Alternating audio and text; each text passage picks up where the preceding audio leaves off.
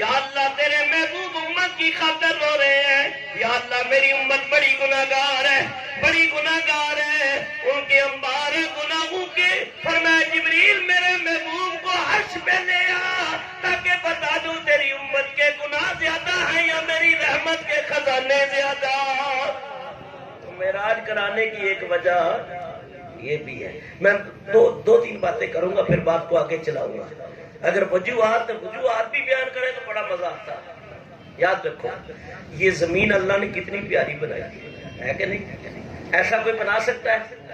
چلو آپ ایک قبر کھوتے اور دوبارہ وہ مٹی اس کے اندر بیلنس کے طور پہ برابر کر سکتے ہیں؟ نہیں۔ کیوں؟ جب حضرت انسان کا ہاتھ لگائے تو فرق آ گیا، اور جب رب کی قدرت کا ظہور آیا تو برابر ہے، برابر بنایا۔ وَإِلَى الْأَرْضِ كَيْفَ سُطِحَتْ، تو دیکھتا نہیں ہے رب نے زمین کو کیسے برابر بنایا ہے؟ تیرے اندر اور رب کی قدرت کے اندر یہ فرق ہے۔ تو اس مٹی کو نکالی اسی سے ہے، پوری نہیں کر سکتا۔ رب تبارک و تعالیٰ نے اتنی زمین کو کیسے پھیلا دیا؟ ان کے بیلنس کو قائم رکھنے کے لیے اللہ تعالیٰ نے پہاڑ کو میخوں کے طور پہ لگا دیے۔ زمین بھی بڑی اعلیٰ اور شان والی ہے، آسمان کی طرف نظریں جاتی ہے۔ الذی خلق سبع سماوات طباقا، اللہ تعالیٰ فرماتا ہے میں نے آسمان بھی طبق در طبق بنائے ہیں، ایک کے اوپر دوسرا، دوسرے کے اوپر تیسرا، لیکن اپنی حدوں کے اندر سارے سیارے بھی تیز رہے گئے، چاند بھی اس کے اندر رکھا، سورج بھی اس کے اندر، ستاروں سے اس کو روشن کیا۔ آسمان بھی بڑا حسین و جمیل ہے، زمین بھی ہے۔ اب دیکھو زمین کے اوپر حضور ہے، سبحان اللہ۔ اب بات نے کیا ہے کہ یہ زمین اور آسمان میں مناظرہ ہوا، مکالمہ ہوا۔ یہ علماء سمجھتے ہیں، یہ عوام کے لیے باتیں ہیں۔ فرمایا فلک بولا زمین سے گھٹا اٹھ کر میری تجھ کو گھٹا دے گی، فلک بولا زمین سے گھٹا اٹھ کر میری تجھ کو گھٹا دے گی، زمین بولی کہ سن کہ آج بھی مجھ کو تجھ سے بڑا دے گی،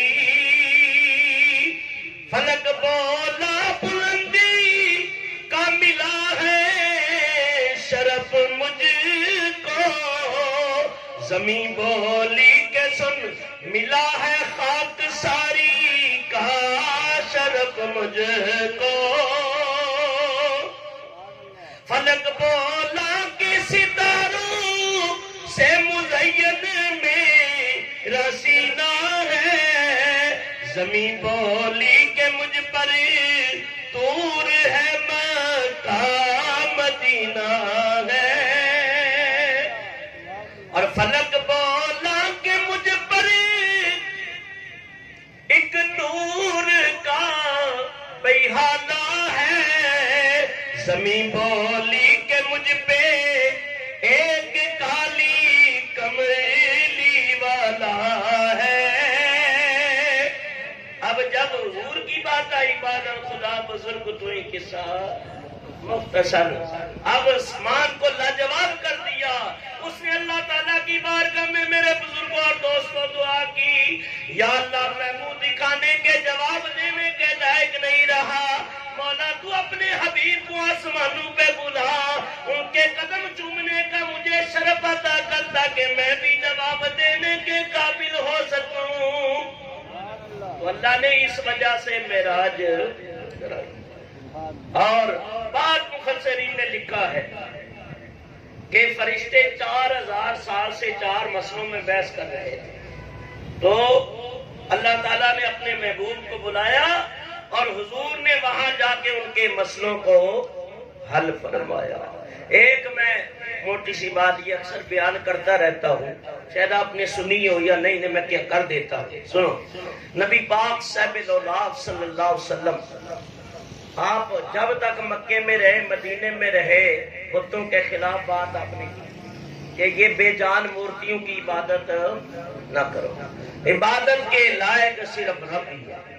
یہ جو چہرہ اللہ نے بنایا ہے، جس کو اللہ نے فرمایا لَقَدْ خَلَقْنَا الْإِنسَانَ فِي أَحْسَنِ تَقْوِيمٍ، ہم نے انسان کا چہرہ بڑا ہی خوبصورت بنایا ہے، اور چہرے پہ مارنا بھی نہیں چاہیے، منع ہے، تھپڑ نہیں مارنا چاہیے چہرے پہ۔ جو استاد پڑھاتے ہیں ان کو بھی ذرا خیال کرنا چاہیے کہ یہ خاص ید قدرت سے تعمیر ہوا ہے، اور مسلم شریف کی حدیث بھی ہے۔